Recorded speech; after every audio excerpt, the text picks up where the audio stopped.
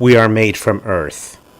Our carbon-based bodies were birthed into this realm via a biological being, or what you believe to be your mother.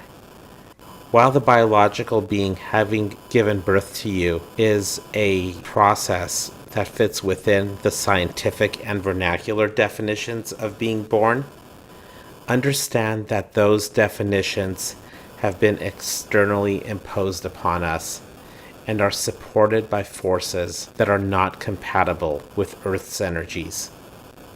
From a biological standpoint, a human being gave birth to you. If we stay within that standpoint, we will not grow. That is why it is called a standpoint. You are standing at a point, not moving, not expanding your spectrum of gnosis, and not making progress in your journey. You are just standing. When you begin to move beyond a standpoint, new dimensions of knowledge begin to open before you. That's why a biological standpoint is just that, a standpoint where one stands still. It is not in our nature, nor is it our destiny to stand still. If we don't move, we will experience atrophy, and atrophy is a precursor to the process of decay. Earth is a dynamic organism. She feels, she transforms.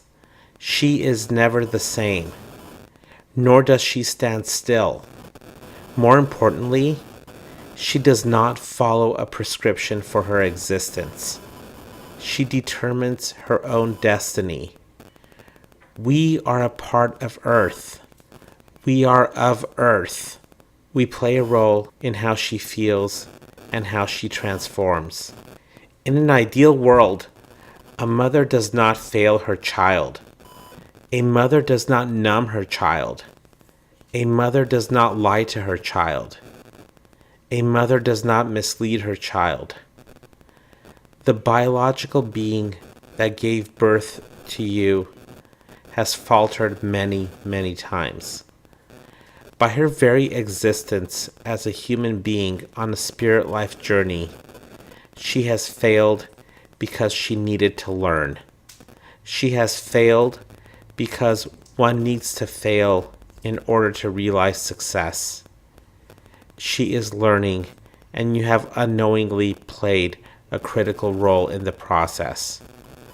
You have played the role as both her teacher and her biological child.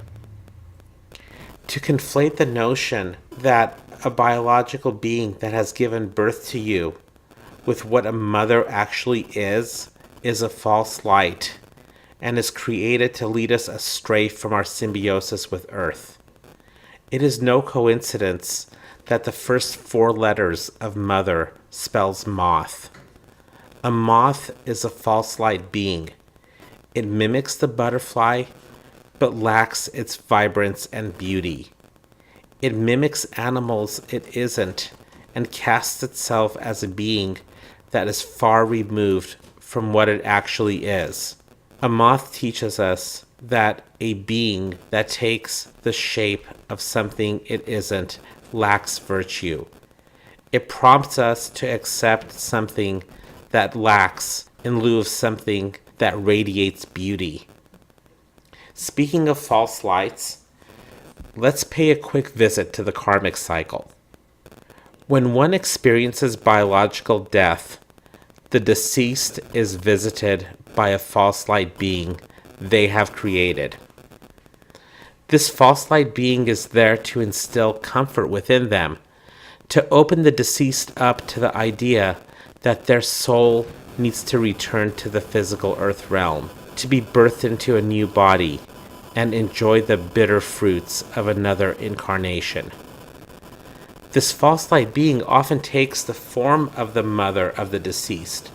If the mother of the deceased is revered and given power to influence reverence, the mother bears the capacity to serve as the false light being that guides the soul back to the physical earth realm. Earth will never show herself as a false light being, because when one embraces Earth's wisdom, their potential becomes infinite, and hence their life becomes eternal. When one embraces Earth's wisdom, biological death and the karmic cycle no longer become necessary. Earth has never failed us. Earth has never lied to us. Earth has never numbed or misled us. In fact, Earth has done the exact opposite. Those who stand in truth do so because of Earth. Those who have risen have done so because of a symbiosis with Earth, not because of a symbiosis with their biological mother. We never need to unlearn the parenting Earth has extended to us, because her knowledge, wisdom, and selflessness will never point us in directions that would hurt or harm us. Her knowledge and wisdom are there to protect us. I embark on this discussion not to undermine the role our biological mothers have played in our existence, in our upbringing, our journey, and our destiny. Many of us love our biological mothers and hold reverence for what she has imparted to us. But ask yourself if the reverence you have for your biological mother is there because she happened to be the person that supported your childhood, or whether it is there because she's actually your mother. We are all children of Earth. We are interconnected and woven into this vast ocean of consciousness that creates the reality we find ourselves in.